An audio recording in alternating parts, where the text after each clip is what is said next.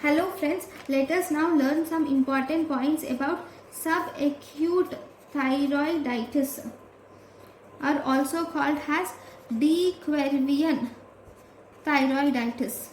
Okay, in subacute thyroiditis or De Quervain thyroiditis, this is also called as or viral thyroiditis or granulomatous thyroiditis.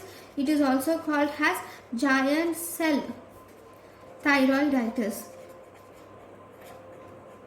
Okay, so what do you see in this? In this subacute thyroiditis, you will see presence of upper respiratory tract infection, that is viral etiology. There is viral etiology. After viral etiology, the patient will develop a granulomatous inflammation. This granulomatous inflammation will cause the destruction, will lead to the destruction of follicles.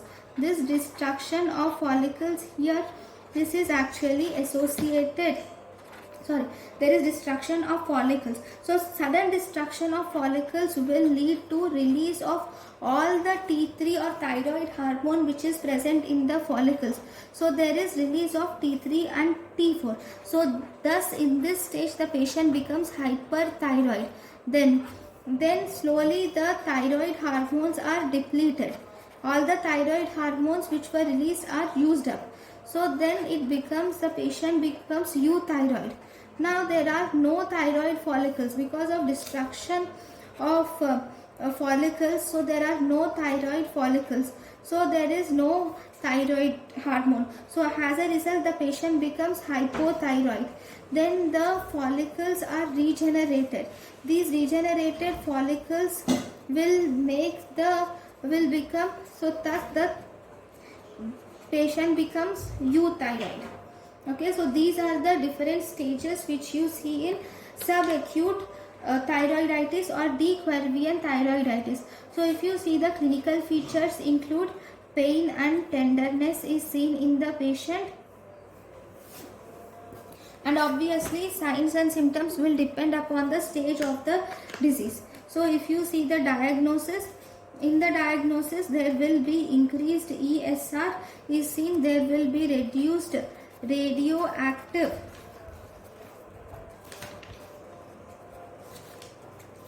iodine uptake is reduced because of follicle destruction.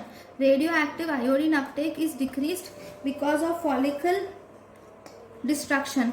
Now if you do an FNAC for De Quervain thyroiditis, you will see presence of multinucleated giant cells are seen. Okay, now if you treat the patient, you can treat the patient with NSAIDs initially. If the patient does not respond to NSAIDs, if no response, then you can shift the patient to steroids. And in almost 70% you will see spontaneously the patient resolves and the patient becomes normal. So spontaneous resolution will occur in 70% of cases. So this is about subacute thyroiditis or De Quervain thyroiditis. Thank you for watching.